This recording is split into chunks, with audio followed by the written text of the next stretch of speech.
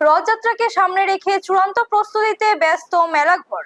আগামী 16 জুলাই শ্রী শ্রী জগন্নাথ দেবের রথযাত্রা উপলক্ষে সোনামুড়া মহকুমার মেলাঘরে উত্তর পূর্বাঞ্চলের অন্যতম বৃহৎ রথযাত্রা ও মেলার আয়োজনকে কেন্দ্র করে শেষ মুহূর্তের প্রস্তুতি চলছে জোর কদমে। প্রায় 62 বছর ধরে মেলাঘরে শ্রী শ্রী জগন্নাথ মন্দির প্রাঙ্গণে ঐতিহ্যবাহী এই রথযাত্রা ও মেলা অনুষ্ঠিত হয়ে আসছে। তাই রথ নির্মাণ, মন্দির সাজসজ্জা, মেলা প্রাঙ্গণ পরিষ্কার পরিচ্ছন্ন করা এবং দোকানীদের জন্য স্থান নির্ধারণ সহ বিভিন্ন প্রস্তুতির কাজ এখন প্রায় শেষ পর্যায়ে। আয়োজকদের পক্ষ থেকে জানানো হয়েছে, আগামী 15 জুলাই রথযাত্রা উপলক্ষে আয়োজিত মেলা ও সাংস্কৃতিক অনুষ্ঠানের উদ্বোধন করবেন রাজ্যের মুখ্যমন্ত্রী প্রফেসর ডক্টর মানিক সাহা।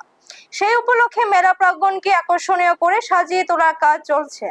আগামী 16 জুলাই বিকাল 3টায় প্রায় 58 ফুট উঁচু রথে আরোহণ করে হাজার হাজার ভক্তের রশির টানে শ্রী শ্রী জগন্নাথ দেব মাসির বাড়ি গুন্ডিচা মন্দিরের উদ্দেশ্যে যাত্রা করবেন। স্থানযাত্রার দিন থেকে ধর্মীয় আচার অনুষ্ঠানের মধ্য দিয়ে রথ নির্মাণের কাজ শুরু হয়েছে। 9 দিন ব্যাপী এই রথযাত্রা ও মেলাকে ঘিরে ভক্তদের নিরাপত্তা, যানবাহন নিয়ন্ত্রণ, পানীয় জল, আলো সহ প্রয়োজনীয় বিভিন্ন ব্যবস্থা গ্রহণ করা হয়েছে বলে জানিয়েছেন জগন্নাথ সেবা কমিটির সদস্য প্রদ্যুৎ সেন। প্রতি বছরের মতো এবারও রথযাত্রা ও মেলায় বিপুল সংখ্যক ভক্ত ও দর্শনার্থী সমাগম হবে বলে আশা করেছেন আয়োজকরা। ব্যুরো রিপোর্ট, নিউজ তৎকাল 24। জগন্নাথ দেবের রথ নির্মাণ হচ্ছে। এই রথের উচ্চতা 58 ফুট, তার প্রস্থ 22 ফুট। প্রত্যেক বছর এই 58 ফুট উচ্চতা এবং 22 ফুট এই প্রস্থ নিয়েই আমরা রথটা নির্মাণ করি। এই রথটা নির্মাণ করতে অনেক শ্রমিক লাগে এবং 15 থেকে 17 দিন সময় লাগে। আমরা সানযাত্রার দিন থেকেই আমরা জগন্নাথ দেবের রথের কাজ শুরু করি।